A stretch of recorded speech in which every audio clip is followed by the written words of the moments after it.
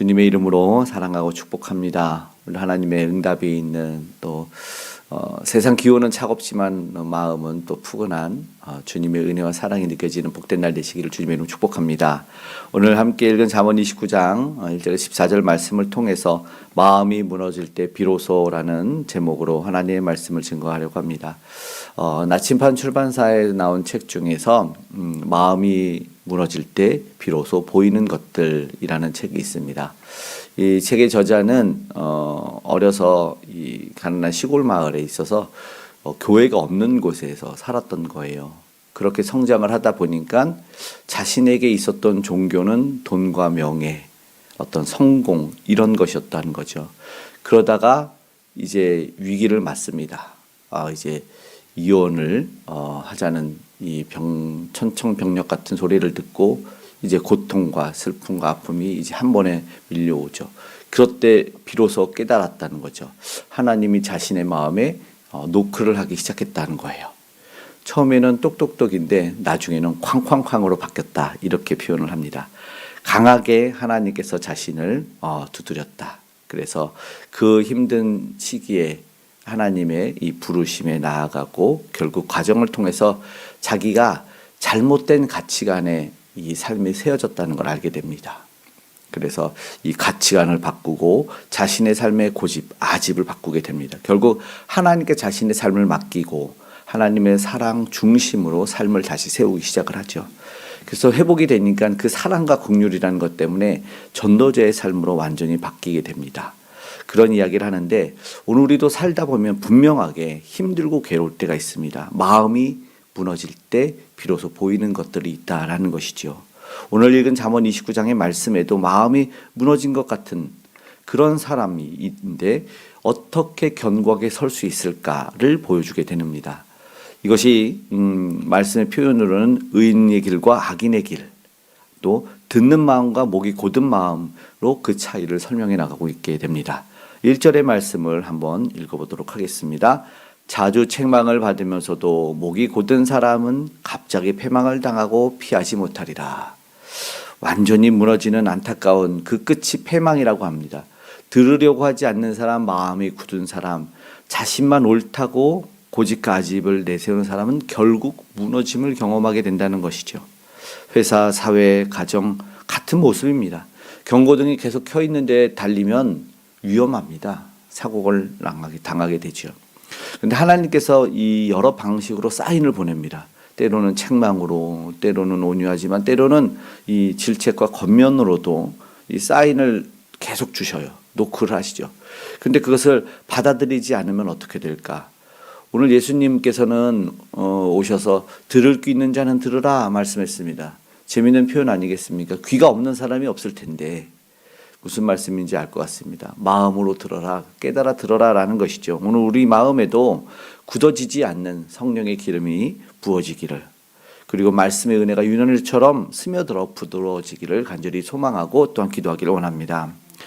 의인이 많아지면 공동체가 삽니다. 2절의 말씀 한번 읽어보겠습니다. 의인이 많아지면 백성이 즐거워하고 악인이 권세를 잡으면 백성이 탄식하느니라. 의인은 공동체를 건강하게 만듭니다. 한 사람의 의인이 아니라 또 의인이 많아지면 사회와 나라, 그러면 교회가 살아나지 않겠습니까? 올해 이 하나님 품에 안기셨지만 이 강성교회 원로 목사님이셨던 박열 목사님이 의인의 기도는, 의인은 부력이 있다 이런 말씀을 종종 하셨어요. 저도 그래서 가끔 이야기를 하는데 가라앉아가는 배를 떠오르게 하듯 의인의 부력, 의인의 기도는 이 공동체와 사회와 가정을 떠오르게 가라앉지 않게 만든다고 생각을 합니다. 그래서 그 부력이 있는 의인들이 많아졌으면 좋겠다는 생각을 하게 됩니다. 이 의인의 기도가 많아질 때 이 교회와 사회와 나라가 살아나지 않겠습니까? 가라앉지 않기를 간절히 소망해서 오늘 우리도 하나님 그 부력이 능력이기를 소망합니다 라고 기도하기를 소망합니다. 지혜를 사모하는 자는 기쁨을 가져오지만 어리석음은 결국 망치게 된다는 것이죠. 3절의 말씀을 읽어볼까요? 지혜를 사모하는 자는 아비를 즐겁게 하여도 창기와 사귀는 자는 재물을 잃느니라. 지혜를 즐거워하면 바른 길을 선택하는데 어리석은 자는 자신을 망치고 왜 무너지는지 깨닫지도 못합니다. 지혜는 억지로 배우는 것이 아니라 사모하는 마음에서 깨달음에서 시작이 됩니다. 오늘 보니까 이 창기야 사귀는 자는 재물을 잃는다라고 했는데 누가복음 15장에 우리가 잘 아는 이 돌아온 탕자의 이야기가 있습니다. 둘째 아들이 말하죠. 재산 중에 내게 돌아올 분깃을 주셔서 아버지에게 말합니다. 그랬더니 아버지가 각각 나눠줬다고 하죠. 이게 이제 유산이죠. 죽으면 자녀들에게 물려주는 것을 미리 줘버립니다. 그랬더니 며칠 안 돼요. 둘째 아들이 재물을 다 모아가지고 먼 나라에 가서 성경은 이렇게 말해요. 허랑방탕하게 하여 재산을 낭비하더니 이러죠. 다 낭비했다고. 그런데 우리가 알지만 돌아오죠. 깨달았어요. 그래서 아버지가 즐거워서 그 아이를 이렇게 잔치를 벌이죠. 돌아온 것을 보고. 근데 문제는 그 형이었어요. 그 형이 뭐라고 말하냐면 이제 분이 가득해서 아버지한테 이렇게 얘기를 합니다. 아버지의 살림을 창녀들과 함께 삼켜버린 이 아들이 돌아오며 이를 위하여 살진 송아지를 잡으셨나이다. 형이 분명히 이렇게 얘기를 합니다. 앞에서는 제가 허랑방탕하여 낭비했다는 표현을 하고 성경은 그렇게 써 있는데 이제 큰아들은 갑자기 아버지의 살림을 창기들에게 날려버리니라고 표현을 하죠. 창녀들과 함께 삼켜버렸다. 그러면 이제 궁금한 게 형이 정말로 그걸 알고 있었을까? 아니면 화가 나서 아니면 어떠한 감정 때문에 이거를 창녀들과 함께 삼켰다는 표현을 하는 것일까? 이런 표현을 하게 되죠. 어떤 건지 정확히 나와 있진 않아요. 그런데 중요한 거는 아버지의 가산을 다 탕진했다는 표현, 그리고 빈털터리가 됐다는 거죠. 오늘 말씀에도 사실은 그것을 대비시키는 것처럼 갑자기 지혜를 사모하는 자는 아비를 즐겁게 한다, 이런 표현을 하는 것이죠. 병행되는 말씀이 아버지를 즐겁게 하는 것과 재산으로 창녀들과 다 낭비한 것을 대조해서 이야기를 하는 건 결국 욕망과 욕심과 욕정이 지혜를 사모하는 것과 대비가 된다. 아버지를 기쁘게 하는 것 대비가 된다는 것을 이야기를 한다라는 거죠. 정확하게 할 수 없어도 빈털터리가 되는 이유는 아버지를 기쁘게 하지 않는 것이다. 그렇게 이야기를 하죠. 결국은 그렇다면 이 탐욕이라는 것이, 욕심이라는 것이 공동체를 무너뜨리는 것이구나. 그래서 4절에 보니까 뇌물을 억지로 내게 하는 자는 나라를 멸망시킨다. 5절에 이웃에게 아첨하는 것은 그물을 치는 것이다. 이렇게 말합니다. 결국 욕망과 부패는 공동체를 무너뜨리고 개인도 당연히 무너지고 이 소규모 공동체도 다 쓰러지는 겁니다. 그래서 5절에 아첨을 말하는 것도 그거겠죠. 분별해내야 되는 기도가 오늘 필요합니다. 저도 종종 이 과하게 좀 칭찬하려고 했을 때가 있어요. 이렇게 사람의 마음을. 근데 이게 거짓은 아니지만 이렇게 사람을 북돋으려고 좀 과한 표현들을 칭찬으로 할 때, 근데 민망할 때는 뭐냐면 옆에서 입에 침을 바르고 하냐고 이럴 때가 있어요. 그러면 되게 뜨끔할 때가 있어요. 거짓말하지 말라 이 뜻이죠. 근데 범죄하는 자는 올무에 걸리죠. 의인은 기뻐하고 노래하죠. 우리도 이 칭찬도 비판도 분별할 수 있기를, 그래서 기도하기를 원한다라는 것입니다.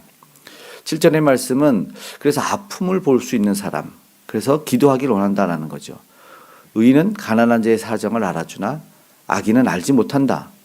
결국 지혜로 인해서 분노도 그쳐지고 또 살아나고 회복되는 것이 있었으면 좋겠다라는 말씀입니다.